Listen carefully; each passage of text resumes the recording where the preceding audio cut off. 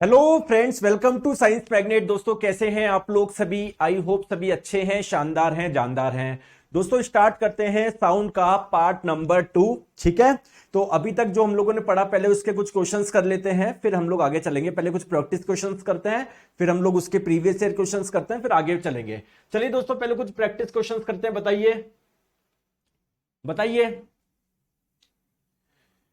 Dash is the vibrating part which enable us to speak. मतलब जब हम लोग बोलते हैं तो कौन सा पार्ट वाइब्रेट करता है? ध्यान से समझिएगा ऑप्शन। देखिए दोस्तों, एक्चुअली में मैंने बताया था आप लोगों को कि जब हम लोग बोलते हैं ना, हमारी ये जो ट्रैकिया है, जो ये वायु नली है, इसके टॉप पे जो पार्ट होता है इसे आप लोग क्या बोलते हैं? लैरिंग्स बोलते हैं। ठीक है, इस लैरिंग्स के अंदर होती है वोकल कोर्ड्स। ये वाइब्रेट करती है, बेसिकली जो वाइब्रेट करती है वो वोकल कोर्ड्स करती है। तो correct answer option number A, ये वोकल कोर्ड्स पाई जाती है लैरिंग्स के अंदर। तो आप लोग है ना बोल सकते हो लैरिंग्स के अंदर से साउंड निकल रहा है, तो इसलिए लैरिंग्स को आप लोग वॉइस बॉक्स के नाम से भी जानते हो, बट एक्चुअली में जो वाइब्रेट करती है वो वोकल कोर्ड्स करती है। ठीक है, चलिए नेक्स्ट क्वेश्चन बताइए। इनमें से कौन एक मैकेनिकल वेव का एग्जाम्पल है? आपको पता है ऐसी वेव जिनको आगे चलने के लिए कोई ना कोई मीडियम चाहिए, उसे आप लोग बोलते हैं मैकेनिकल वेव, यांत्रिक तरंग।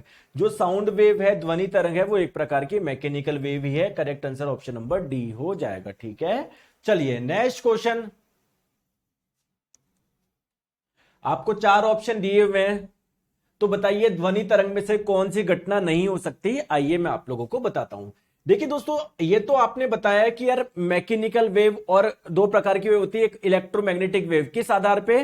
कि कौन सी तरंगों को आगे चलने के लिए माध्यम चाहिए, कौन किसको नहीं चाहिए। एक आप लोगों का ये भी होता है ना, जो वेव ऐसी होती है ऊपर नीचे ऊपर नीचे ऊपर नीचे, है ना, ऐसी वेव को आप लोग बोलते हैं ट्रांसवर्स वेव, अनुप्रस्थ तरंग।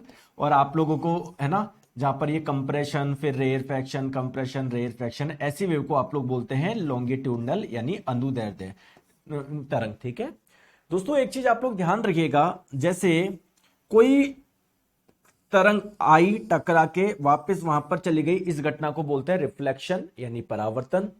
कोई तरंग एक माध्यम से दूसरे माध्यम में जा रही है, फिर उसकी बेंडिंग को हो रही है, तो उसको आप लोग बोलते हैं अपवर्तन।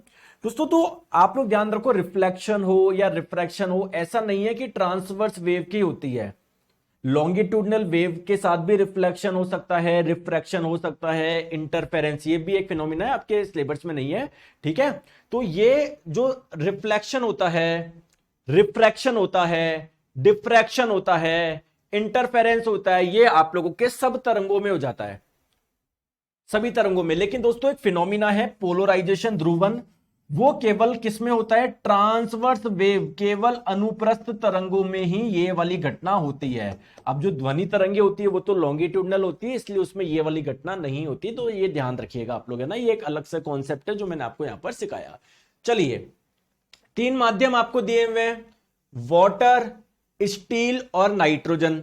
बताइए साउंड की स्पीड सबसे ज्यादा किसमें होगी, सबसे कम किसमें होगी? आप लोगों को असेंडिंग ऑर्डर में सजाना है, यानी जिसमें सबसे कम होगी उसको पहले रखिए, जिसमें ज्यादा होगी उसको बाद में, और जिसमें सबसे ज्यादा होगी उसको बाद में रखिएगा।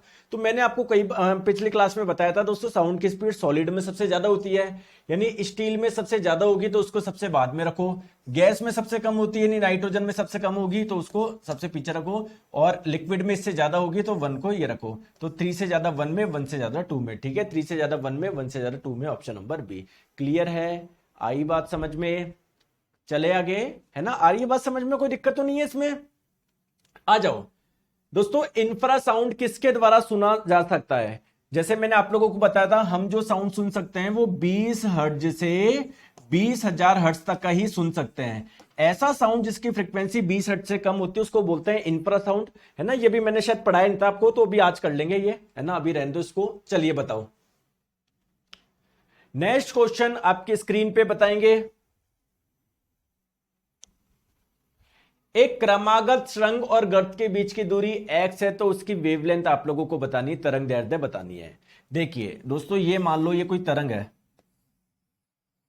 इसके टॉप पार्ट को आप लोग बोलते हैं क्रस्ट यानी श्रृंग, बॉटम को बोलते हैं ट्रफ यानी गर्त। तो क्रस्ट, ट्रफ, क्रस्ट, ट्रफ, ठीक है। तो बोला जा रहा है क्रमागत श्रृंग और गर्त के बीच की दूरी कितनी है, x है। मतलब ये आपका श्रृंग और इसी के क्रम में जो गर्त आ रहा है उसके बीच की दूरी कितनी बताइए, x बताइए। तो देखिए दोस्तों, आप लोगों से तरंग दैर्ध्य पूछी गई है। तरंग दैर्ध्य किसको बोलते हो, दो श्रृंग के बीच की दूरी को बोलते हो या दो गर्त के बीच की दूरी को। तो बेसिकली ये दूरी आपको बतानी है। केवल ये वाली दूरी कितनी है, x है, तो ये वाली भी कितनी होगी, x होगी। तो आपकी जो वेवलेंथ होगी ना वो आपकी कितनी होगी, 2x होगी, ठीक है। ऑप्शन नंबर डी हो जाएगा। चलिए नेक्स्ट, हाँ यहां तक हम लोग कल पढ़ चुके थे। अलग अलग माध्यम में ध्वनि की चाल मैंने आप लोगों को बताई थी नहीं बताई थी, ठीक है। आ जाओ, चलिए अब कुछ प्रीवियस ईयर के क्वेश्चन भी करते हैं। बताइए, कंप्रेशन यानी जो संपीड़न वाला रीजन होता है वो कौन सा होता है, वहां पर एयर प्रेशर क्या होता है, वहां पर एयर के पार्टिकल्स बहुत पास पास में होते हैं तो एयर का प्रेशर क्या होता है, ज्यादा होता है। ऑप्शन नंबर डी इसका करेक्ट आंसर हो जाएगा। सर प्लीज बताओ ना, suggest sir please soon low please, sir disturb नहीं करूंगा बाद में आपको। बताओ ओम प्रकाश जी क्या बोलना चाह रहे हो, क्या बोलना चाह रहे हो।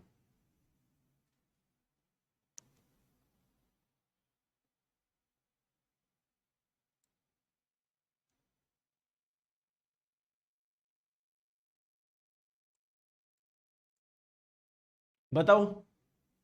चलिए नेक्स्ट क्वेश्चन आपकी स्क्रीन पे, एक माध्यम में ध्वनि तरंग की तरंग दैर्ध्य कितनी है जिसकी आवृत्ति आपको दी गई है और इसकी गति आपको दी गई है, उसकी चाल आप लोगों को दी गई है।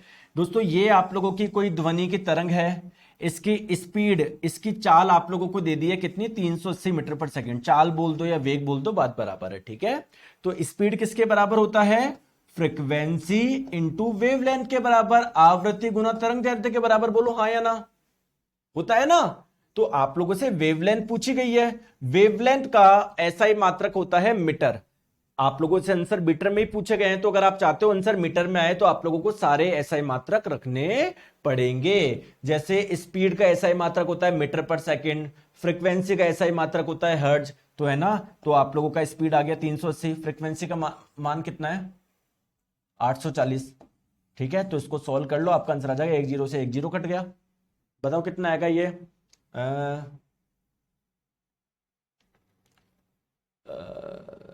अरे बताइए कितना आएगा,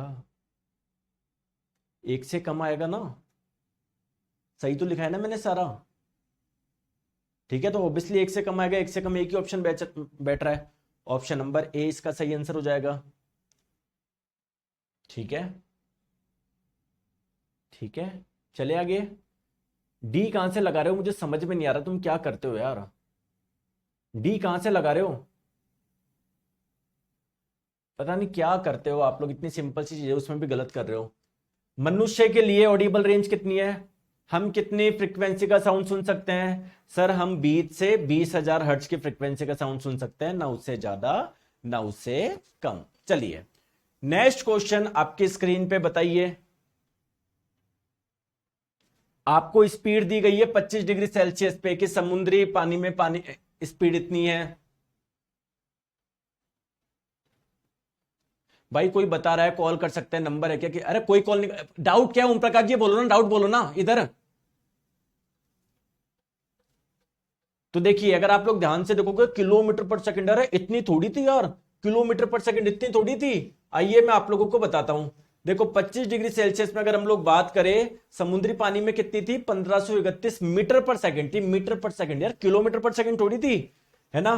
तो आपके दोनों में दिया हुआ किलोमीटर पर सेकंड, अरे इतनी स्पीड थोड़ी होती है साउंड की यार। तो दोनों ही क्या हो जाएंगे आप लोगों के, गलत हो जाएंगे, ना ही ए सही है ना ही बी सही है, क्लियर है।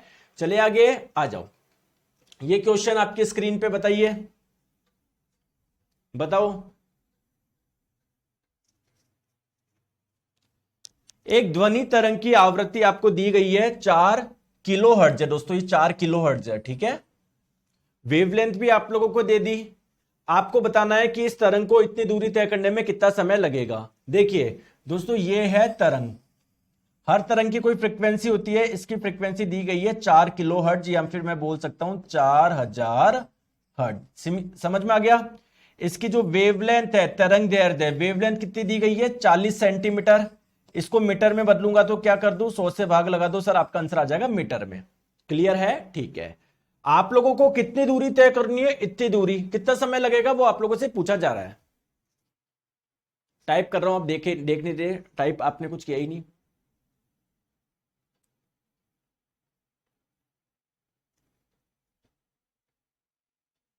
सर मैं अभी कोर्स लिया हूं, कैसे कवर करूं सर? एएलपी के लिए लिया है ओम प्रकाश जी। देखिए फिजिक्स, केमिस्ट्री, बायोलॉजी आपकी सारी हो चुकी है, मतलब फिजिक्स भी खत्म होने वाली है। तो आप पहले चैप्टर से आप लोग स्टार्ट करिए, पहले एक सब्जेक्ट पूरा कर लीजिए। मैं बोलूंगा जैसे फिजिक्स स्टार्ट कर लो, है ना? तो रोज आप लोग पहले फिजिक्स देखो, जल्दी से आप लोग खत्म हो जाएगी, दो दो तीन तीन क्लास आप लोग लोगे। फिर आप लोग केमिस्ट्री स्टार्ट कर लो, फिर बायोलॉजी स्टार्ट कर लो, या आपकी इच्छा है रोज फिजिक्स 1.5 घंटे पढ़ लो, बायोलॉजी 1.5 घंटे पढ़ लो, या फिजिक्स केमिस्ट्री बायोलॉजी तीनों 1-1 घंटे पढ़ लो। समझ रहे हो? मैं आपको बोलूंगा एक सब्जेक्ट पढ़ो आप लोग, है ना, जिससे जल्दी हो जाएगा आप लोगों का। पहली क्लास से स्टार्ट करो, है ना? आ जाओ। तो स्पीड आपको पता होगी तभी तो आप लोगों को पता पड़ेगा कितना आप लोगों को समय लगाया है। देखो तो स्पीड बराबर क्या होता है?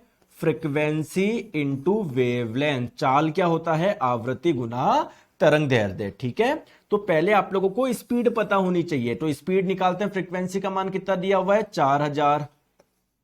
ठीक है, वेवलेंथ का मान कितना दिया हुआ है? 40/100। अब आप लोग बोलोगे कि सर आपने आंसर इसको मीटर में क्यों निकाला, है ना? देखो दोस्तों, स्पीड का एसआई मात्रक होता है, सॉरी वेवलेंथ का एसआई मात्रक होता है मीटर, फ्रीक्वेंसी का एसआई मात्रक है हर्ट्ज। तो अगर सारे एसआई मात्रक रखोगे तो आपका आंसर किस में आएगा? एसआई मात्रक में आएगा, और स्पीड का एसआई मात्रक होता है मीटर पर सेकंड। ठीक है, तो ये देखो 2 जीरो से 2 जीरो कैंसिल हो गया, 40 इंटू 40 कितना हो गया? 1600। तो आपका स्पीड का मान आ गया 1600 मीटर पर सेकंड। इसका मतलब 1 सेकंड में ये 1600 मीटर दूरी तय कर लेगा। 2 सेकंड में कितना कर लेगा? 3200 मीटर। तो आपसे ये तो पूछा जा रहा है 3200 मीटर या 3.2 किलोमीटर तय करने में कितना समय लगेगा? 2 सेकंड लगेगा। सिंपल है। क्लियर है क्या? चले आगे, आ जाओ। चलिए अब आगे चले। तो कल मैंने आप लोगों को बताया था कि ध्वनि की फ्रीक्वेंसी क्या होता है।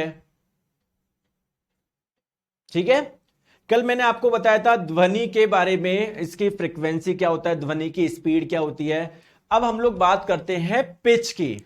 तार तत्व किसको बोलते हैं? देखिए दोस्तों, बेसिकली अगर मैं पिच की बात करूं, पिच क्या है? साउंड का पिच से आप लोगों को यह पता पड़ेगा कि आवाज पतली है या मोटी है। अगर किसी साउंड की पिच ज्यादा होती है तो वो आवाज क्या होती है? पतली होती है, शार्प होती है। और अगर किसी साउंड की पिच क्या होती है? कम होती है, तो वो आवाज कैसी होती है? मोटी होती है। जैसे लड़कों के साउंड की पिच जनरली कम होती है, और लड़कियों के साउंड की पिच जो होती है ना वो ज्यादा होती है, इसलिए उनकी आवाज पतली होती है। जैसे एग्जाम में कई बार आप लोगों से 4 ऑप्शन दे दिया जाएगा, ठीक है सर बच्चे 25 हर्ट्ज तक सुन पाते ना, अभी बताऊंगा राज जी, टेंशन मत लो। ठीक है, आ जाओ। अभी सबकी बताऊंगा कौन कितने फ्रीक्वेंसी का साउंड सुन सकता है, थोड़ी सी तसल्ली रखो राज जी। हाँ देखो, कई बार आप लोगों से एग्जाम में 4 ऑप्शन दे देगा, बताओ किस ध्वनि की पिच ज्यादा है।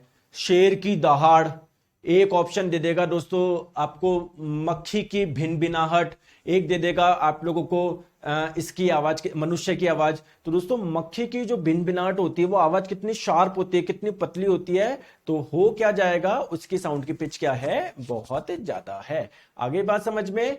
सर ये तो हमको समझ में आ गया है, एक्चुअली में पिच क्या है? देखो पिच बेसिकली आप लोगों को बताता है how the brain interpret the frequency of an emitted sound is called its pitch. जैसे देखो, जैसे अगर कोई ध्वनि कहीं से निकला है तो दोस्तों इसकी कोई ना कोई फ्रीक्वेंसी होगी, नहीं होगी? तो ब्रेन बेसिकली कितना फास्ट उसको रीड कर पा रहा है, उस फ्रीक्वेंसी को समझ पा रहा है, इसी को हम लोग बोलते हैं पिच। ये तो थोड़ी सी साइंटिफिक डेफिनेशन हो गई। देसी भाषा में पिच का मतलब ये है, अगर किसी साउंड का पिच ज्यादा है तो वो आवाज पतली होगी, किसी साउंड का पिच कम है तो आवाज क्या होगा? मोटी होगी। तो किसी भी साउंड की जो पिच होती है डिपेंड करती है फ्रीक्वेंसी पे। अगर किसी की फ्रीक्वेंसी कम है, लो है, तो उसका साउंड का पिच भी क्या होगा? लो होगा। और पिच लो होने का मतलब क्या है? वो आवाज आपको मोटी सुनाई देगी। अगर किसी साउंड का फ्रीक्वेंसी ज्यादा है तो उसकी पिच भी ज्यादा होगी। हाई पिच का मतलब क्या है? वो आवाज आप लोगों को पतली सुनाई देगी। तो साउंड के पिच कम है इसका मतलब उसकी फ्रीक्वेंसी कम है, पिच ज्यादा तो फ्रीक्वेंसी ज्यादा। क्लियर है क्या? आ गई बात समझ में? ठीक है सर, मेरा बायोलॉजी छूट गया है, कोई बात नहीं, आप लोग पढ़ना स्टार्ट करो, सब हो जाएगा। अब देखो आप लोगों को यह पता है हम कहां तक का ध्वनि सुन सकते हैं? 20 हर्ट्ज से 20,000 हर्ट्ज तक का सुन सकते हैं ना। 20 हर्ट्ज से कम का ध्वनि हम लोग नहीं सुन सकते, ऐसे साउंड जिसकी फ्रीक्वेंसी 20 हर्ट्ज से कम है नहीं सुन सकते। ललित किशोर जी, सर मैं आर्ट्स का स्टूडेंट हूं बट केमिस्ट्री बायोलॉजी में अच्छा मजा आ रहा है, अच्छी बात है।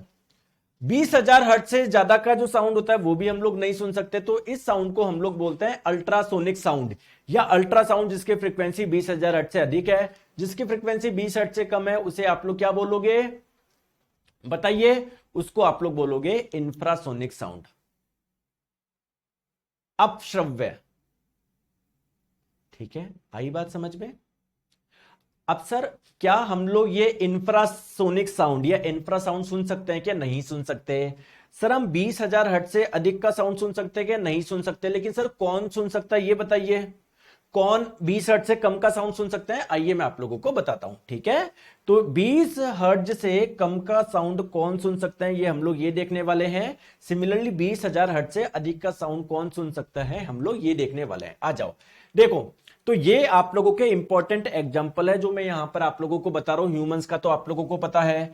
दोस्तों अगर बात करी जाए 5 साल तक के चिल्ड्रन होते हैं ना, बच्चे जो होते हैं, वो 20 हर्ट्ज से भी अधिक का साउंड सुन सकते हैं। हाँ, ह्यूमंस के बच्चे की बात कर रहा हूं मैं। जैसे हम तो 20,000 हर्ट्ज तक का सुन सकते हैं, लेकिन जो छोटे बच्चे होते हैं ना वो 25,000 हर्ट्ज तक का साउंड सुन सकते हैं। जो डॉग होते हैं वो भी 25,000 हर्ट्ज तक का साउंड सुन सकते हैं। समझ में आ गई बात को? दोस्तों जो राइनोसिरस होता है, गेंडा, वो 5 हर्ट्ज, इतनी कम फ्रीक्वेंसी वाला साउंड भी सुन सकता है। तो ये आप लोगों का स्पेशल ध्यान रखिए, बहुत बार पूछा जाता है। दोस्तों जो चूहा होता है ये भी आप लोगों का 20,000 हर्ट्ज से अधिक यानी 76,000 तक का साउंड सुन सकता है, अल्ट्रासोनिक साउंड सुन सकता है। इवन दोस्तों जो चूहे होते हैं ना, वो तो अल्ट्रासोनिक साउंड प्रोड्यूस करके गेम भी खेलते हैं, खेल भी खेलते हैं। जैसे अपन गेम कैसे खेलते हैं, ओए मतलब जैसे अपन अलग अलग प्रकार के गेम खेलते हैं ना, चैन तोड़, लुका छुपी, तो ये बेचारे ये साउंड प्रोड्यूस करके गेम खेलते हैं। दोस्तों चमगादड़ बहुत इंपॉर्टेंट एग्जांपल है, ये भी अल्ट्रासोनिक साउंड क्या कर सकते हैं? प्रोड्यूस कर सकते हैं, सुन सकते हैं। समझ में आ गई बात को? दोस्तों वेल जो होती है वो बहुत कम फ्रिक्वेंसी का साउंड सुन सकती है। ये बेलिन वेल 20 हर्ट्ज से कम का सुन सकती है आप लोगों का। ठीक है, एलिफेंट भी आप लोगों का इंफ्रासोनिक साउंड सुन सकता है। दोस्तों पतंग एग्जांपल ध्यान रखिए, जो पतंग होती है, पतंग जैसे कीट पतंग आपने सुना होगा ना, ये अल्ट्रासोनिक साउंड सुन सकती है। तो अल्ट्रासोनिक साउंड के आप लोग कुछ एग्जांपल याद रखिए, बहुत इंपॉर्टेंट। एक तो बैट हो गया, एक आप लोगों का रैट हो गया, एक आप लोगों का मौत हो गया। और इंफ्रासोनिक साउंड के आप लोग ये वाला एग्जांपल ध्यान रखिए, राइनोसिरस, गैंडा हो गया आप लोगों का। क्लियर है क्या? बात आ गई समझ में? चलिए अब दोस्तों जैसे हाथी है आप लोगों का, एलिफेंट है, हाथी है, वो इंफ्रासोनिक साउंड सुन सकता है? सुन सकता है या नहीं सुन सकता? सुन सकता है ना। अब दोस्तों जब भूकंप आता है ना, तो भूकंप में जो साउंड प्रोड्यूस होता है ना, तो उसकी फ्रिक्वेंसी काफी कम होती है। अब हम तो सुन नहीं सकते, लेकिन दोस्तों हाथी सुन सकता है ना, तो हाथी अजीबोगरीब क्या करेगा? हरकत करेगा। तो दोस्तों जो एनिमल्स होते हैं ना, जो इंफ्रासोनिक साउंड सुन सकते हैं, तो जब भूकंप आता है ना, वो काफी डिस्टर्ब होते हैं, क्योंकि भूकंप में जो साउंड प्रोड्यूस होता है वो इंफ्रासोनिक साउंड होता है, और हाथी इसको सुन सकता है, तो वो इससे क्या होता है? काफी डिस्टर्ब होता है। क्लियर है क्या? आगे बात समझ में? आ जाओ आ जाओ। सर बच्चों में, क्योंकि बच्चों के कान सेंसिटिव होते हैं, वो सुन सकते हैं, ज्यादा वालों को भी सुन सकते हैं। ठीक है क्या? हाई पावर होती है उस समय वो। ठीक है, आ जाओ। अब दोस्तों एक चीज मुझे बताओ, अल्ट्रासाउंड क्या है जिसकी फ्रीक्वेंसी बहुत ज्यादा है? जिसकी फ्रीक्वेंसी बहुत ज्यादा है, तो दोस्तों ये जो हाई फ्रीक्वेंसी वाली तरंगे है ना, ये किसी बॉडी के अंदर एंटर भी कर सकते हैं, क्योंकि इनकी फ्रीक्वेंसी बहुत ज्यादा है, इनकी फ्रीक्वेंसी ज्यादा है, इनमें एनर्जी ज्यादा है। तो दोस्तों आप लोगों ने देखा होगा, जब बोलते हैं ना सोनोग्राफी हुई है, सोनोग्राफी करवानी है, तो सोनोग्राफी में कौन सी वेव का यूज करा जाता है? अल्ट्रासोनिक साउंड का, क्योंकि इनकी फ्रीक्वेंसी बहुत ज्यादा है, अंदर तक एंटर कर जाती है और टकरा के वापस आती है, फोटो खींच के लेके आती है। समझ में आ गया? क्लियर है? आ जाओ। सर अल्ट्रासोनिक साउंड इसकी फ्रीक्वेंसी इतनी ज्यादा है, तो सर इसके और यूज बताइए। दोस्तों अगर किसी टुकड़े में अंदर कोई क्रैक वगैरह है, तो उसका पता लगाने के लिए भी अल्ट्रासोनिक साउंड का इस्तेमाल किया जाता है। इसका यूज समझ लो। ठीक है? या अगर कोई कहीं पर बहुत छोटा सा छेद है, उसका भी पता लगाने के लिए अल्ट्रासोनिक साउंड का इस्तेमाल किया जाता है। नेक्स्ट है दोस्तों, आप लोगों के सोनोग्राफी वगैरह होती है, जैसे किसी का अगर किडनी में पथरी होती है तो सोनोग्राफी होती है ना, तो इंटरनल ऑर्गन को चेक करने के लिए भी अल्ट्रासोनिक साउंड का इस्तेमाल किया जाता है। जो सोनोग्राफी होती है ना, उसमें अल्ट्रासोनिक साउंड का ही इस्तेमाल होता है। आ गई बात समझ में? आ गई बात समझ में? ठीक है, नेक्स्ट हम लोग बात करते हैं सर और यूज बताओ। चलिए, अब ये दो इसके यूज बता दिए जो फेमस है। अब बात करते हैं एम्पलीट्यूड, यानी आयाम क्या होता है। दोस्तों मैंने शायद बता दिया था आपको आयाम, कि जैसे यार ये कोई तरंग है, ये आपके कैसे जा रही है, ऊपर नीचे, तो ये इसकी मीन पोजीशन हो गया। तो मीन पोजीशन से मैक्सिमम कितना ऊपर गया, या मीन पोजीशन से मैक्सिमम कितनी नीचे है तरंग, उसे आप लोग बोलते हैं एम्पलीट्यूड। या फिर आप लोग बोल सकते हो मीन पोजीशन से क्रस्ट श्रृंग की दूरी, या मीन पोजीशन से जो क्रस्ट या गर्त ट्रफ होता है ना, गर्त, उसकी दूरी से ही आप लोग क्या बोलोगे, एम्पलीट्यूड यानी आयाम। एक लड़का है बार बार कमेंट कर रहा है, सर केमिस्ट्री का क्वेश्चन नहीं बन रहा है, क्या करूं? तो ऐसे बार बार कमेंट करने से बन जाएगा क्या? पढ़ो दोस्तों, नहीं बन रहे तो सर क्वेश्चन की प्रैक्टिस कहां से करूं? जो मैंने करवाया है वो सफिशिएंट है, बाकी मैंने आप लोगों को 20-20 क्वेश्चन का टेस्ट दिया है, वहां से आप लोग जाके वो टेस्ट लगाओ, और कुछ नहीं करना आप लोगों को, ठीक है? तो दोस्तों ये जो एम्पलीट्यूड है, जो आयाम है, ये भी तो एक प्रकार की दूरी है। तो अगर मैं आप लोगों से पूछूं एम्पलीट्यूड को किस में नापोगे, तो ध्यान रखिएगा, एम्पलीट्यूड को आप लोग किस में मापोगे, मीटर में नापोगे। क्लियर है क्या? आ गई बात समझ में? अब एक चीज ध्यान रखना दोस्तों, अगर किसी साउंड का एम्पलीट्यूड ज्यादा होता है ना, तो वो साउंड क्या होता है, काफी लाउड होता है, उसकी लाउडनेस क्या होती है, ज्यादा होती है। अगर किसी साउंड का एम्पलीट्यूड आयाम कम होता है तो वो कम लाउड होता है ना, धीमा होता है वो आपका। तो अगर किसी साउंड की एम्पलीट्यूड बहुत ज्यादा है, इसका मतलब काफी लाउड है वो आप लोगों का, दूर तक जाएगा, ठीक है? चलिए आ जाओ। तो अब कोई साउंड लाउड है या नहीं है, तेजी, कोई आपको ज्यादा सुनाई देता है, कोई कम सुनाई देता है, तो साउंड की क्या होती है, लाउडनेस भी होती है, प्रबलता भी होती है। बेसिकली यार आप चीज मुझे बताओ, यहां पर कोई स्पीकर चल रहा है, इससे साउंड प्रोड्यूस हो रहा है, तो अगर ये धीरे चल रहा है साउंड तो यहां तक ही पहुंच पाएगा, बहुत तेज साउंड चल रहा है तो बहुत दूर जा पाएगा ना। तो बेसिकली लाउडनेस है क्या, जब साउंड प्रोड्यूस होता है किसी से, तो साउंड आगे किस रूप में चलता है, वेव के रूप में आगे चलता है। तो वेव जब आगे चलती है तो अपने साथ में एनर्जी भी लेके चलती है ना। तो बेसिकली लाउडनेस का मतलब यह है कि साउंड वेव में कितनी ज्यादा एनर्जी है, कितनी ज्यादा एनर्जी है, मतलब ये कितनी एनर्जी लेके जा रही है, लाउडनेस बेसिकली ये है। ठीक है, बात आई समझ में? ठीक है। अब कोई भी साउंड की जो लाउडनेस होती है वो किस पे डिपेंड करती है, उसके एम्पलीट्यूड पे, ठीक है? तो अगर देखो एम्पलीट्यूड के स्क्वायर पे डिपेंड कर रही है, मतलब अगर किसी साउंड वेव का एम्पलीट्यूड आप लोग डबल कर दो ना, उसकी लाउडनेस कितनी हो जाएगी, 4 हो जाएगी। कितनी हो जाएगी, 4 गुना हो जाएगी। कितनी हो जाएगी, जैसे इसका एम्पलीट्यूड कम है तो ये साउंड ज्यादा लाउड नहीं है, इसका एम्पलीट्यूड ज्यादा है, आयाम ज्यादा है, तो ये साउंड क्या है, ज्यादा है, लाउडर है। सर आप हमारे मेरठ में कभी आइए, बहुत डिमांड है, आप प्लीज आइए। दोस्तों देखो, आप मुझे जो प्यार देते हो ना, मुझे बहुत अच्छा लगता है, लेकिन मुझे और भी ज्यादा अच्छा कब लगेगा, जब आपका सिलेक्शन होगा। अब देखो मुझे दिक्कत इसलिए होती है, आप बीच बीच में है ना पढ़ाई नहीं करते हो, आप है पढ़ाई नहीं करवा रहा क्या, मैं आपको इतनी मेहनत कर रहा हूं, अब देखो सिलेक्शन नहीं होगा तो उसका कोई फायदा है क्या? सर तो मेरे को डाउट आता है, मैं क्या करूं सर? अच्छी बात है आपको डाउट आते हैं, लेकिन डाउट आप पता नहीं क्या पूछते रहते हो। अभी मैं जो पढ़ा रहा हूं उससे संबंध कुछ होता ही नहीं। कभी सर मुझे केमिस्ट्री नहीं आ रही, मुझे बायोलॉजी नहीं आ रही। मैं बार बार आप लोगों को इस कंटेंट में स्टेक होने के लिए इसलिए बोलता हूं क्योंकि पूरा एग्जाम ओरिएंटेड कंटेंट है। आपको कैसे भी मेहनत करके कुछ भी करके यहां ध्यान रखना है, क्योंकि अगर यहां पर जो पढ़ाया जा रहा है आप लोगों ने वो पढ़ लिया, इसके अलावा कुछ भी पढ़ने की जरूरत नहीं है, वो ही आएगा एग्जाम में। इसलिए मैं बोलता हूं ध्यान रखो, ध्यान रखो, ध्यान रखो, और आप सुनते नहीं हो। फिर आप बताओ, मैं चाहता हूं आपका सिलेक्शन हो, लेकिन आप पता नहीं कहां ध्यान रखते हो। जो मैं पढ़ा रहा हूं उस पे, अरे कोई बात नहीं, अगर दिमाग में नहीं समझ में आ रहा है, कुछ भी मेहनत करो, एक्स्ट्रा करो, पढ़ो। जो मैं पढ़ा रहा हूं पढ़ना पड़ेगा, क्योंकि ये पढ़ोगे वो सीधे एग्जाम में आएगा, सिलेक्शन होगा। सिलेक्शन इतना सिंपल है आपके लिए, फिर भी पता नहीं कहां ध्यान भटकाते रहते हो अपना। चलिए, अब दोस्तों जो लाउडनेस होता है ना, वो जनरली डेसिबल में मापा जाता है।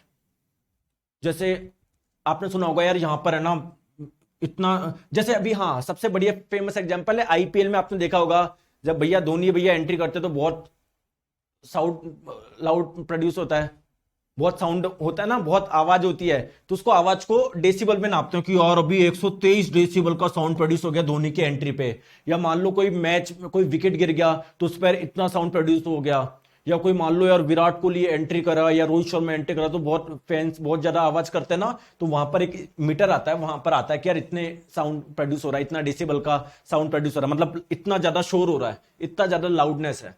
क्लियर है? ठीक है। अब बेसिकली सर अगर हम लोग बात करें, जो नॉर्मल हम लोग बात करते हैं ना, जैसे बारिश हो रही है सर, बारिश की जो आवाज होती है वो कितने डेसिबल की होती है? वो जो साउंड प्रोड्यूस हो रहा है उसकी लाउडनेस कितनी? लगभग 50 डेसिबल। जब हम लोग आपस में बात करते हैं तो वो जो साउंड होता है उसकी लाउडनेस कितनी होती है? लगभग 60 डेसिबल। ठीक है। जैसे हेलीकॉप्टर जब उड़ता है तो आवाज करता है ना, उसकी आवाज ज्यादा होती है 100 डेसिबल। क्लियर दोस्तों? कहीं पर आपने देखा होगा एम्बुलेंस भागती है बहुत तेज सायरन के साथ में, उस सायरन की आवाज होती है लगभग 120 डेसिबल। ठीक है, तो ये आप लोगों को ध्यान नहीं रखना है, बस जस्ट एक एग्जांपल के तहत मैं बता रहा हूं आप लोगों को।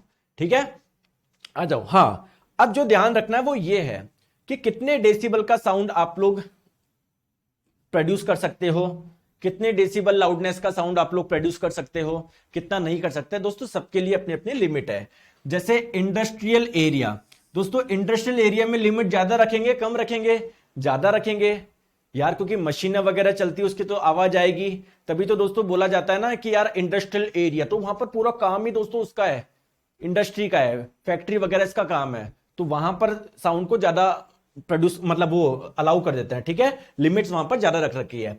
कॉमर्शियल एरिया वही जहां पर दुकानें वगैरह, एक होता है रेजिडेंशियल एरिया जहां पर आप लोग रहते हो। अब कोई व्यक्ति वहां पर रह रहा है और वहां पर कोई दूसरा आदमी फैक्ट्री चला रखा है तो यार रहने वालों को दिक्कत होगी ना, तो वहां पर जो आवाज होती है वो कम परमिट करी जाती है। साइलेंट जोन का मतलब क्या है? हॉस्पिटल के आसपास, कोर्ट के आसपास। अब हॉस्पिटल यार वहां पर कितने सारे मरीज है और वहां पर बहुत तेज तेज गाड़ियां चल रही है तो दिक्कत है ना, है ना। तो आइए, तो लिमिट्स मैं बताता हूं। दिन के समय इंडस्ट्रियल एरिया में 75 डेसिबल, रात के समय 70 डेसिबल। दोस्तों कॉमर्शियल एरिया में दिन के समय 65 डेसिबल, रात के समय 55 डेसिबल। रेजिडेंशियल एरिया में दिन के समय 55 डेसिबल, रात के समय 45 डेसिबल। और साइलेंट जोन होता है ना, दिन के समय 50 डेसिबल, रात के समय 40 डेसिबल। इससे ऊपर नहीं होनी चाहिए। ठीक है, ये लिमिट है। ठीक है, आ जाओ। चलिए अब दोस्तों बात करते हैं कि सर साउंड की स्पीड जो होती है ना, चाल, वो किस किस पर निर्भर करती है। ठीक है, किस किस पर निर्भर करती है, ये पॉइंट हम लोग डिस्कस करने वाले हैं। जैसे एक चीज तो आपको पता है, टेम्परेचर पे डिपेंड करेगी, करेगी नहीं करेगी? तो कुछ फैक्टर है उस पर ये डिपेंड करती है। जैसे टेम्परेचर पे, जिस माध्यम में से ध्वनि होके जा रही है उसका टेम्परेचर कितना है, ज्यादा है या कम है। ऑब्वियसली अगर टेम्परेचर ज्यादा होगा तो उसमें साउंड जल्दी ट्रेवल करेगी, क्योंकि टेम्परेचर ज्यादा होने का मतलब उस माध्यम के पार्टिकल के पास में ज्यादा एनर्जी होना, तो ज्यादा वाइब्रेट करेंगे तो एक जगह से दूसरी जगह पर एनर्जी को जल्दी लेके जाएंगे, एक जगह से दूसरी जगह पर साउंड को जल्दी लेके जाएंगे।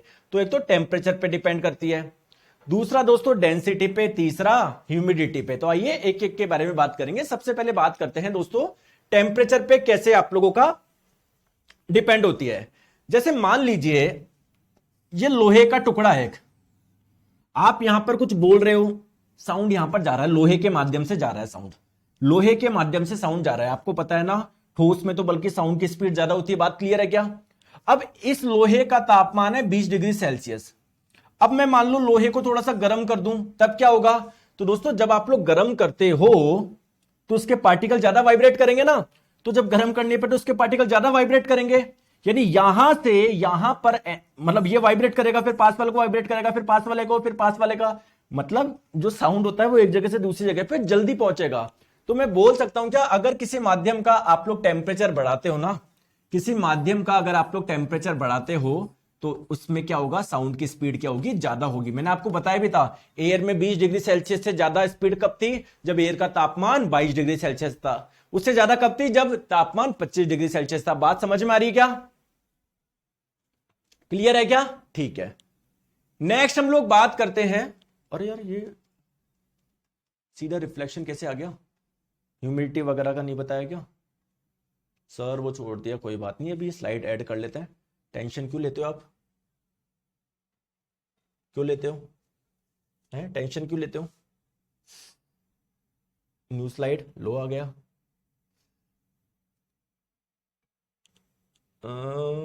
एक ब्लैंक स्लाइड ऐड करनी है अपन को, बस लो हो गया अपना काम। ठीक है, आ जाओ आ जाओ आ जाओ। अब देखते हैं सर डेंसिटी का क्या प्रभाव पड़ता है, डेंसिटी का घनत्व का क्या प्रभाव पड़ता है, डेंसिटी यानी घनत्व का क्या प्रभाव पड़ता है। देखो दोस्तों एक छोटी सी चीज मुझे बताओ, एक चीज मुझे बताओ, जैसे ये पॉइंट है ए, ये पॉइंट है बी, इसके बीच में कोई पदार्थ है, अगर उसकी डेंसिटी कम है तो उसमें साउंड की स्पीड ज्यादा होगी या उसकी डेंसिटी ज्यादा है तब ज्यादा होगी, बताओ। देखो दोस्तों डेंसिटी का मतलब क्या है, इसके कम डेंसिटी का मतलब क्या है, इसके पार्टिकल हल्के हल्के हैं, हल्के हल्के हल्के हल्के हल्के हल्के हल्के हल्के।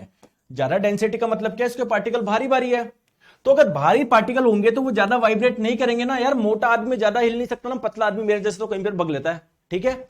तो जो पतला आदमी होता है, जो पतले कम हल्के पार्टिकल्स होंगे वो जल्दी जल्दी वाइब्रेट करेंगे, वाइब्रेट करेंगे तो दोस्तों पास वाले को ज्यादा टक्कर मारेंगे, फिर पास वाले को, और मतलब एक जगह से दूसरी जगह पर साउंड जल्दी पहुंच जाएगा। तो अगर किसी मीडियम की डेंसिटी ज्यादा होती है, घनत्व ज्यादा होती है, तो उसमें साउंड की स्पीड क्या होती है, साउंड की चाल क्या होगी दोस्तों, कम होती है। क्लियर है क्या। और अगर किसी माध्यम की डेंसिटी घनत्व कम होता है तो उसमें साउंड की स्पीड क्या होगी, ज्यादा होगी। अब आपके मन में क्वेश्चन आएगा कि सर लिक्विड से ज्यादा, गैस से ज्यादा डेंसिटी लिक्विड की होती है, लिक्विड से ज्यादा डेंसिटी सॉलिड की होती है, तो फिर सर सॉलिड में साउंड की स्पीड ज्यादा क्यों। आप तो बता रहे हो जिसकी डेंसिटी ज्यादा होगी उसमें स्पीड कम होगी। बोलो ये मन में डाउट आ रहा है या नहीं आ रहा, बताओ। अरे ये मन में डाउट आ रहा है या नहीं आ रहा, बोलते नहीं हो, आ रहा है या नहीं आ रहा। देखो दोस्तों एक चीज मुझे बताओ यार, आपको मैंने 100 रुपए दिए और चुपचाप से 500 रुपए निकाल लिया आपकी पीछे वाली जेब से, आपका फायदा हुआ या नुकसान हुआ। आपका दोस्तों नुकसान हुआ। आपको लग रहा है यार 100 रुपए आ तो गए हैं, 500 रुपए निकल भी तो गए हैं।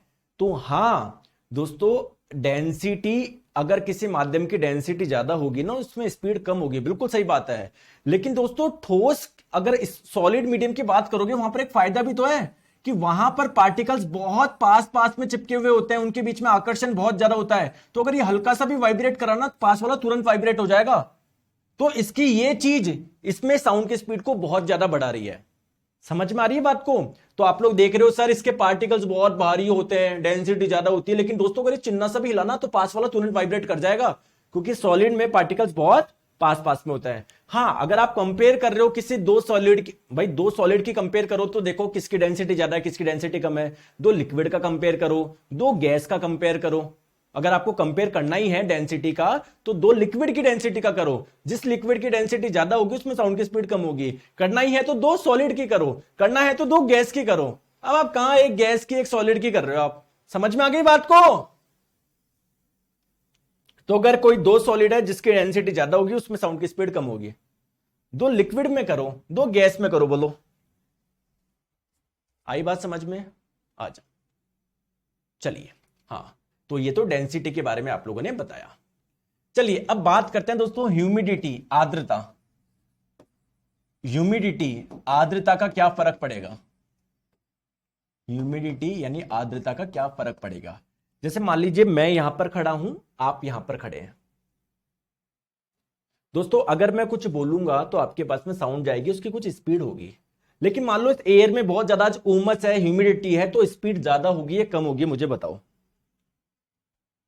बहुत ज्यादा उमस है उस एयर में तो उसमें साउंड की स्पीड ज्यादा होगी या कम होगी, बताओ बताओ। अच्छा आप तो मुझे यह बता दो ह्यूमिडिटी बढ़ने से डेंसिटी पे क्या प्रभाव पड़ेगा। आप तो बस मुझे यह बता दो एयर की डेंसिटी पे क्या प्रभाव पड़ेगा। अगर एयर की डेंसिटी फॉर एग्जांपल मान लो एयर की डेंसिटी कम हो गई, घनत्व कम हो गया, तो ऑब्वियसली बात है कम घनत्व में स्पीड क्या हो जाती है, ज्यादा हो जाती है। तो आप तो मुझे ये बताओ ह्यूमिडिटी के साथ में डेंसिटी पे क्या प्रभाव पड़ेगा।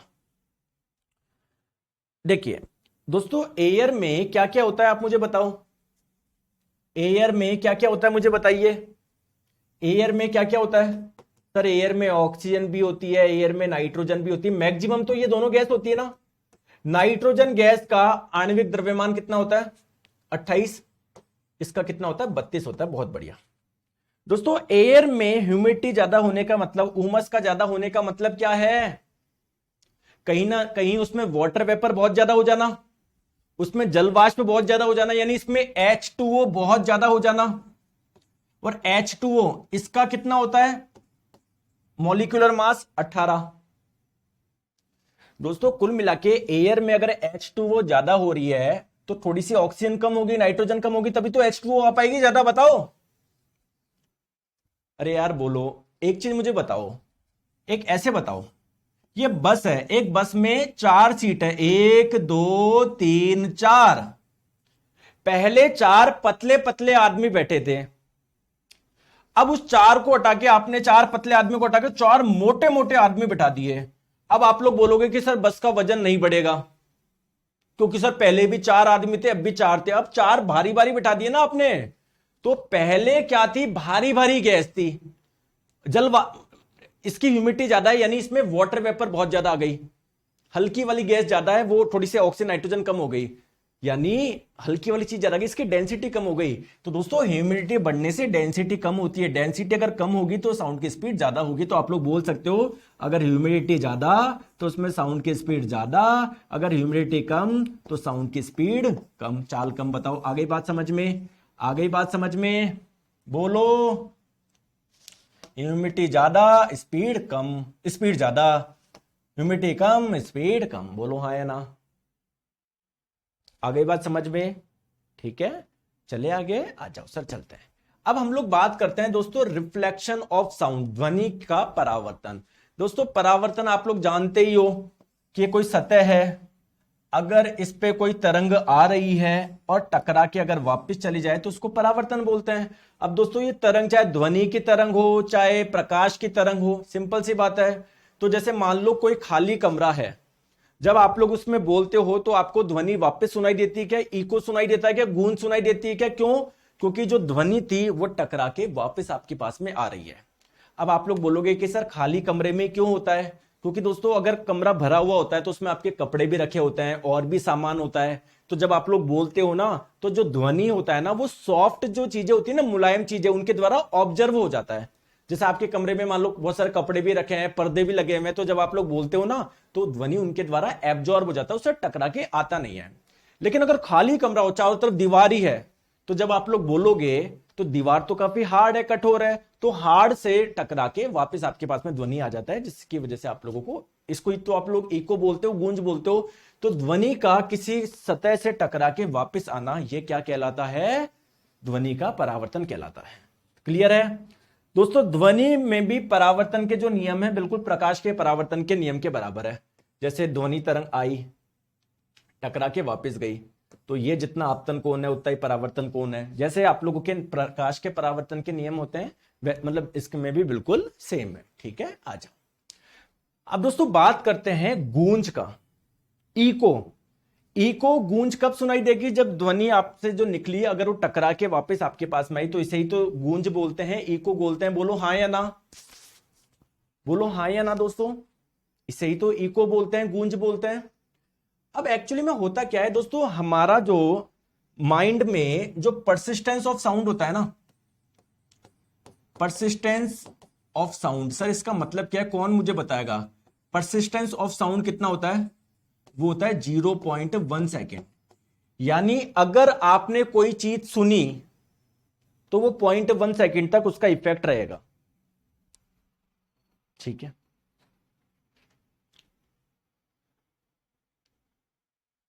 नहीं सर मुझे नहीं आया समझ में, चलो दूसरे तरीके से समझाता हूं। यार आपने मुझे आवाज दिया नीरज, तो 0.1 सेकेंड तक इफेक्ट रहेगा। वैसे थोड़ी 4 घंटे तक भी मैं चलता रहेगा नीरज नीरज नीरज नीरज है, वो आवाज का जो रहती है ना वो 0.1 सेकेंड तक रहती है। समझ में आई बात को? ठीक है दोस्तों, अगर आप लोग चाहते हो इको सुनना, गूंज सुनना, तो जो आपके साउंड निकलेगा ना, साउंड निकलेगा निकलेगा निकलेगा निकलेगा, वो टकरा के आपके पास में आना चाहिए। ये पहली कंडीशन है। दूसरी कंडीशन क्या है कि यार वो साउंड टकरा के जल्दी से नहीं आ जाए, एटलीस्ट 0.1 सेकेंड का समय ले, एटलीस्ट 0.1 सेकेंड का समय ले। क्योंकि यार हमारा ब्रेन इतना फास्ट नहीं है, टकरा के आई तो उसको समझ लेगा कि जैसे भाई ह्यूमन ब्रेन है ना, मैं फिर से बता रहा हूं, जो साउंड निकला वो जब टकरा के आपके पास में आ रहा ना, तो एटलीस्ट 0.1 सेकेंड का गैप होना चाहिए उसमें, एटलीस्ट। इससे ज्यादा भी हो सकता है, जैसे बोला चंपा, फिर वो टकरा के आती है ना आपके पास में वापस चंपा। तो टाइम होना चाहिए एटलीस्ट 0.1 सेकेंड का। क्लियर है, बात समझ में आई? ठीक है, ठीक है। तो we can not listen the echo unless it gets reflected. जब तक साउंड रिफ्लेक्ट होकर आपके पास में नहीं आएगा, आपको गूंज नहीं सुनाई देगी। क्लियर है? The minimum time interval should be 0.1 second to hear an echo. Minimum मतलब जब आपने साउंड प्रोड्यूस किया और टकरा के आपके पास में आया ना, इसमें मिनिमम 0.1 सेकेंड का गैप होना चाहिए। ऐसे नहीं तुरंत आ जाए, तो 0.1 सेकेंड या इससे ज्यादा होना चाहिए। क्लियर है? अब देखो एक चीज मैं बताता हूं, जैसे मान लो आप यहां पर हो, आप बोल रहे हो, ध्वनि मान लो सामने कोई सतह है, उससे टकरा के वापस आपके पास में आ रही है। ठीक है दोस्तों, साउंड की स्पीड हम लोग कितनी मान लेते हैं नॉर्मली? ये कैलकुलेशन मैं आपको पूरी बताता हूं। साउंड की स्पीड हम लोग नॉर्मली एयर में कितनी मान लो? 344 मीटर पर सेकंड मान लो। और अगर आप चाहते हो कि गूंज सुनाई दे, तो जो ध्वनि जाके टकरा के आपके पास में आ रही ना, वो टाइम कितना होना चाहिए? 0.1 सेकेंड होना चाहिए मिनिमम, या उससे ज्यादा होना चाहिए, उससे कम नहीं आना चाहिए। ठीक है दोस्तों, अब हम लोग ये देख रहे हैं कि मिनिमम कितनी डिस्टेंस हो सकती है। मान लेते हैं मिनिमम डिस्टेंस हो सकती है सोर्स जहां से साउंड प्रोड्यूस हो रहा है और जहां से टकरा के आ रहा है वो x। ठीक है, ज्यादा हो तो और भी बढ़िया। जैसे अगर मैं जस्ट पास में खड़ा हूं, नीरज नीरज, तो मुझे नहीं सुनाई देगा ना, थोड़ा सा गैप, नीरज, तो फिर टकरा के आएगी ना। तो दूर तो कितना भी हो कोई दिक्कत नहीं है, पास में ज्यादा नहीं होना चाहिए, क्योंकि ध्वनि तुरंत आ जाएगा जल्दी, और मैं चाहता हूं 0.1 सेकेंड या 0.1 सेकेंड से ज्यादा समय में आए। ठीक है, तो देखो स्पीड क्या होता है आप लोगों का? Distance upon time. तो टाइम क्या हो जाएगा? Distance upon speed. हम क्या चाहते हैं? ये वैल्यू जो हो ना, टाइम की वैल्यू, वो क्या हो? 0.1 से ज्यादा हो या 0.1 हो, इससे कम ना हो। तो डिस्टेंस की वैल्यू क्या हो जाएगी? शुड बी ग्रेटर देन और इक्वल टू 0.1 इंटू स्पीड। तो डिस्टेंस 0.1, स्पीड कितनी है साउंड की एयर में? 344। तो डिस्टेंस की वैल्यू कितनी होनी चाहिए? 34.4 से ज्यादा होनी चाहिए। कौन सी डिस्टेंस? जाके वापस आने में जो डिस्टेंस होनी चाहिए वो 34.4 से ज्यादा होनी चाहिए, ये बराबर होनी चाहिए। एक तरफ की कितनी होनी चाहिए? एक तरफ की, इनके बीच का गैप कितना होना चाहिए? तो भाई अगर ये आपने डिस्टेंस कितनी है मानी, हो जाएगी पूरी, अगर जाके वापस आएगी 2x। तो 2x की वैल्यू 34.4 से ज्यादा है, उससे कम होनी चाहिए। तो x की वैल्यू कितनी हो जाएगी? 17.2 मीटर। तो अगर आप लोग चाहते हो कि साउंड टकरा के आपके पास में आए, तो वो जो यहां से टकरा रहा है ना, उसके और आपके बीच का जो गैप होना चाहिए ना, मिनिमम 17.2 मीटर होना चाहिए, उससे ज्यादा होना चाहिए। क्लियर है? आगे बात समझ में आ गई? आ गई? तो ये कैलकुलेशन कैसे करिए सारी मैंने आपको यहां पर लिख दिया। चलिए अब बात करते हैं दोस्तों। आपने सुना लाउड स्पीकर, तो जब आप लोग बोलते हो ना, तो ध्वनि ऐसे तरंगे से अंदर परावर्तित होते हुए बाहर निकलती है, तो जिसकी वजह से साउंड आप लोगों को तेज सुनाई देता है। दोस्तों जो स्टेटोस्कोप जो डॉक्टर लगाते हैं ना, वहां पर भी साउंड जब अंदर घुसता है, फिर परावर्तन होता है, फिर वापस होता है, फिर वापस होता है, फिर वापस होता है, परावर्तन हो के आपके पास में पहुंचती है। तो ये भी ध्वनि के परावर्तन पे कार्य करता है। क्लियर है क्या दोस्तों? आपने देखा होगा किसी कॉन्सर्ट हॉल की सीलिंग ऐसे बनाई जाती है, ऐसे थोड़ी सी कर्व्ड, जिससे जहां से साउंड निकल रहा है टकरा के आपके पास में आए, आप है ना, आपके पास में आए। क्लियर है दोस्तों? आपको मैं बता दूं, जो बड़े बड़े शिप होते हैं ना, उनके नीचे एक डिवाइस लगी होती है जिसका नाम क्या है? जिसका नाम क्या होता है? सोनार। नाम क्या है? सोनार। इधर लिखा है क्या मैंने पूरा नाम? रुको, हाँ सोनार, देखो सोनार, जिसकी फुल फॉर्म होती है साउंड नेविगेशन एंड रेंजिंग। तो यहां से क्या निकलती है? बेसिकली ध्वनि तरंगे निकलती है इससे। कौन सी? ये ध्वनि तरंगे जो होती है ना, अल्ट्रासोनिक साउंड होती है, मतलब जिनकी फ्रीक्वेंसी 20,000 हर्ट्ज से अधिक होती है, तो निकलेगी। अगर मान लो नीचे कोई बहुत बड़ा पत्थर है, तो टकरा के वापस आ जाएगी ना, तो ये कितनी देर में साउंड आ गया, इससे पता लगा लेता है कि नीचे जो पत्थर है वो कितनी गहराई पे है। ठीक है, तो दोस्तों ध्यान रखिए, डिवाइस का नाम है सोनार। सोनार का काम क्या है? ये एक डिवाइस है जो कि अंडर वाटर ऑब्जेक्ट्स का पता लगाने के लिए इस्तेमाल होती है। ठीक है, अच्छा दोस्तों, अगर कोई खाली कमरा है, तो ये जब चिल्लाओगे तो टकरा के बार बार आपके पास में आता रहेगा ना, बार बार आता रहेगा ना आपके पास में। तो जब बहुत ज्यादा इको होता रहता है, तो इसी को आप लोग बोलते हैं रिवर्बिरेशन। गूंज, गूंज इसके लिए वर्ड सही नहीं रहेगा, इसके लिए रहेगा अनुरणन। गूंज तो इको के लिए सही है, अनुरणन, अनुरणन। क्लियर है क्या? ठीक है, जैसे आपने सिंपली बोला हेलो, तो आपको सुनाई दे रहा है, वापस हेलो सुनाई दिया तो वो इको बोलोगे। रिवर हेलो तो पूरा आवाज गूंज सी रही है हेलो से, तो इसे आप लोग बोलोगे रिवर्बिरेशन। ठीक है, चले आगे दोस्तों। अब हम लोग बात करते हैं डॉपलर इफेक्ट की। एक छोटा सा फिनोमिना है, कुछ भी नहीं है दोस्तों। कभी खड़े हो तो बाइक आपके पास में जब आती है, गुजरती है, तो उसकी आवाज आपको अलग से सुनाई देती है कि जैसे पहले आएगी आपके पास में क्या साउंड उसका चेंज होता है क्या? देखो जब आ रही है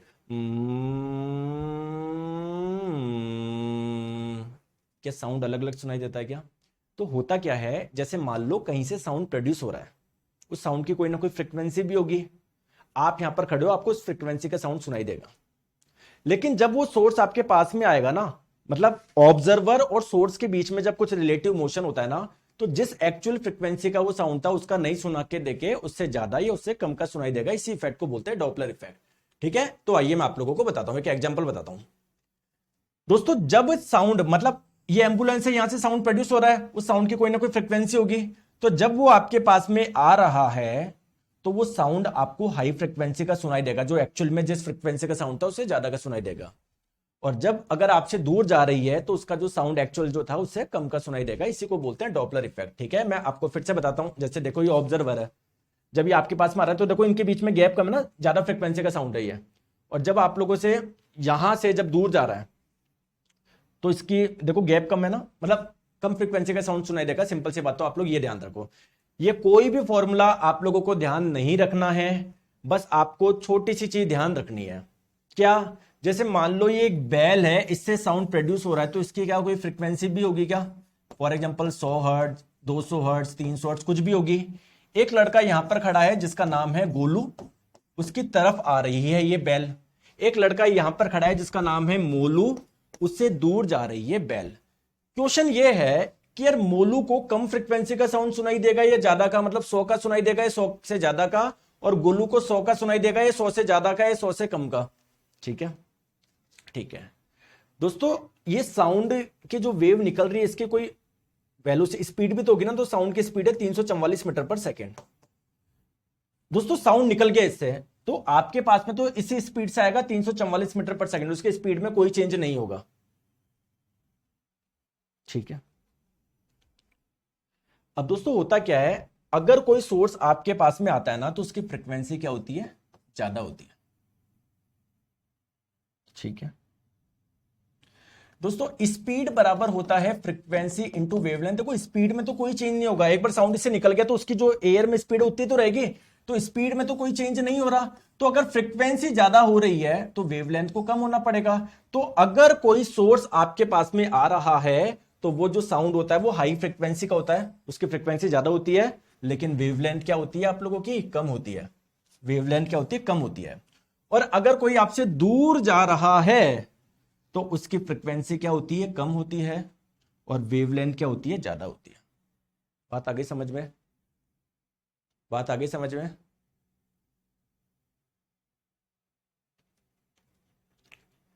दोस्तों एक चीज बताओ, आपके पास में आ रहा है उसकी फ्रिक्वेंसी ज्यादा है, तो ज्यादा फ्रिक्वेंसी का मतलब पिच भी ज्यादा, और पिच ज्यादा होने का मतलब क्या है? आवाज पतली। और अगर कोई आपसे दूर जा रहा है तो वो साउंड आपको कैसा समझ में आ रहा है? लो फ्रिक्वेंसी का साउंड सुनाई देगा। लो फ्रिक्वेंसी का मतलब, फ्रिक्वेंसी कम का मतलब पिच भी कम, और पिच कम का मतलब आवाज मोटी। इसका मतलब यह है कि अगर आपके पास में कोई आ रहा है सोर्स जिससे साउंड प्रोड्यूस हो रहा है, वो आवाज आपको मोटी नजर, पतली आएगी। और जब आपसे दूर जाता है, जब आपसे दूर जाता है तो वो साउंड आपको मोटा लगेगा। जैसे देखो, आपकी तरफ आने पर पतला, आपसे दूर जाने पर मोटा। तो देखो बाइक कैसे होती है,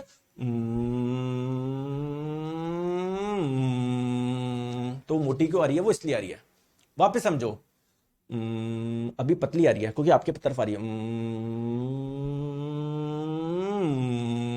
तो आपसे दूर जा रही तो मोटी क्यों जा रही है? समझ में आ गई बात को? क्लियर है, डॉपलर इफेक्ट। ठीक है, और बाकी अल्टीमेटली जब आपके कान में जब साउंड आएगा आएगा तो उसका कुछ एम्पलीट्यूड होता है, आयाम होता है। तो यहां पर जो आपकी हड्डियां होती है ना कान के मध्य में, जो 3 हड्डियां जो मैंने आपको बताया था, तो वो इस जो साउंड होता है ना इसके एम्पलीट्यूड को चेंज कर देती है। बस ध्यान रखिएगा, यहां पर एम्पलीट्यूड चेंज हो जाता है, अपने ब्रेन के अकॉर्डिंग चल जाता है ये। तो ये हो गया अपना साउंड कंप्लीट पूरा। चलिए कुछ क्वेश्चंस करते हैं, बताओ। Large amplitude of sound vibration will produce.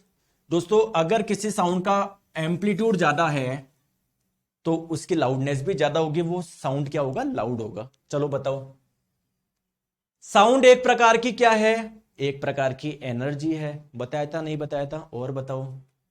Frequency of subsonic sound.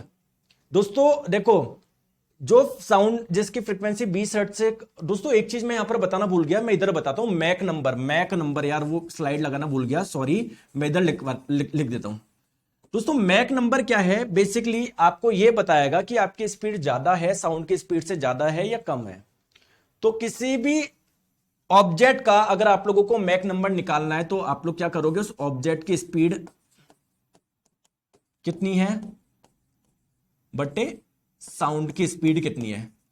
तो अगर कोई साउंड की स्पीड के बराबर स्पीड पे चल रहा है, जैसे मान लो मैं गति कर रहा हूं, जो साउंड की स्पीड है 344 मीटर पर सेकंड, मैं भी अगर इतनी स्पीड से गति कर रहा हूं तो मेरा मैक नंबर क्या आएगा, 1 आएगा। तो अगर किसी का मैक नंबर 1 है, इसका मतलब क्या है, वो साउंड की स्पीड के बराबर स्पीड पे गति कर रहा है। अगर किसी का मैक नंबर 1 से कम है, यानी उसकी स्पीड कम है साउंड की स्पीड से, बताओ।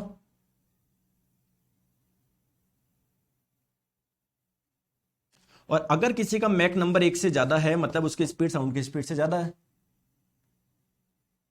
तो दोस्तों अगर कोई मैक नंबर 1 से ज्यादा के गति पे कर रहा है ना, तो उसको बोलता हूं सुपरसोनिक स्पीड। सुपरसोनिक स्पीड से ज्यादा की गति, सुपरसोनिक बोलता हूं उसको, उसकी स्पीड को सुपरसोनिक। और अगर किसी को मैक नंबर 5 से भी ज्यादा ना, उसको बोलते हैं हाइपरसोनिक। हाइपरसोनिक। क्लियर है क्या, क्लियर है, ये आप लोग ध्यान रखिएगा, ये आप लोग ध्यान रखिएगा। चलो आ जाओ। ध्वनि की वह विशेषता जो में समान पिच और तीव्रता वाली एक ध्वनि को दूसरी ध्वनि से अलग करती है। दोस्तों मान लीजिए एक है गिटार, एक है ढोलक, दोनों से साउंड प्रोड्यूस हुआ, दोनों की इंटेंसिटी बिल्कुल सेम, दोनों की लाउडनेस बिल्कुल सेम, दोनों की पिच बिल्कुल सेम। बताओ, फिर भी आपको पता पड़ जाता है ना ये गिटार की आवाज है, ये ढोलक की आवाज है। तो दोस्तों ध्वनि की इस चीज को हम लोग बोलते हैं टिम्बर, है ना, आप लोग ध्यान रखो, टिम्बर। तो टिम्बर बेसिकली आपको पता पड़ जाता ना यार, ये गिटार की है ये, तो इस चीज को हम लोग बोलते हैं टिम्बर। ठीक है, आ जाओ। डॉल्फिन, बैट, पोरपोइज क्या यूज करते हैं, तो भी मैंने आपको बताया बैट चमगादड़ अल्ट्रासोनिक साउंड यूज करता है, ऑप्शन नंबर ए। ठीक है, ठीक है। तो आप लोगों का जो ये बैट, डॉल्फिन, ये सब अल्ट्रासोनिक साउंड यूज करते हैं बोलने में।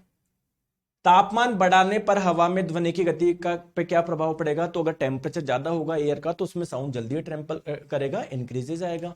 और बताओ, यदि आयाम 2 गुना हो जाए तो ध्वनि की तीव्रता कई गुना बढ़ जाएगी, कितने गुना बढ़ जाएगी, है ना, कितना गुना बढ़ जाती है, बताओ कितने गुना, कितने गुना। तो आपको पता है जो इंटेंसिटी होती है वो डायरेक्टली प्रोपोर्शनल होती है किसके,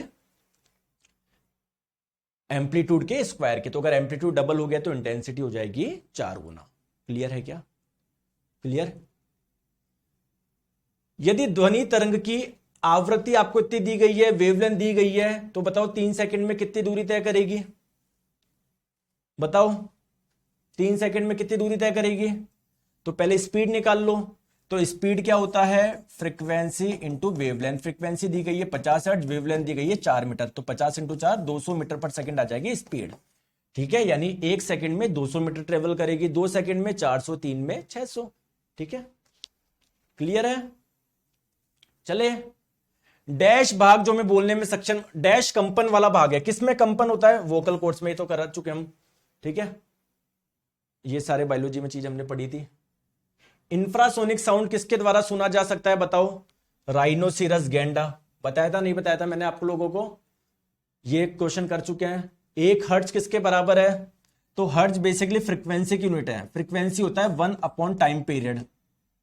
तो टाइम पीरियड की वैल्यू जब 1 सेकेंड होगी तभी तो फ्रीक्वेंसी की वैल्यू 1 आएगी, मतलब 1/1 होगा तभी तो फ्रीक्वेंसी वैल्यू 1 आएगी, और फ्रीक्वेंसी की वैल्यू होती है हर्ट्ज, यूनिट होती है हर्ट्ज। तो 1 यूनिट किसके बराबर है बेसिकली,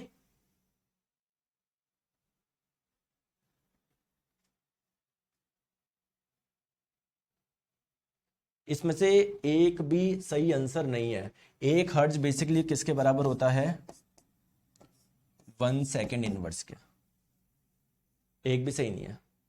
अच्छा सॉरी यार, ये हो गया ना ऑप्शन नंबर ये देखो, हर्ट्ज किसकी यूनिट है फ्रीक्वेंसी की। फ्रीक्वेंसी क्या होता है 1 सेकंड में कितनी साइकिल पूरी हो रही है, तो अगर 1 सेकंड में एक ही साइकिल पूरी होगी तो फ्रीक्वेंसी की वैल्यू 1 आएगी ना, तो 1 साइकिल पर सेकंड किसके बराबर है 1 हर्ट्ज के बराबर है। ठीक है, तरंग का आयाम क्या होता है औसत स्थिति के दोनों माध्य के कोणों द्वारा अधिकतम दूरी।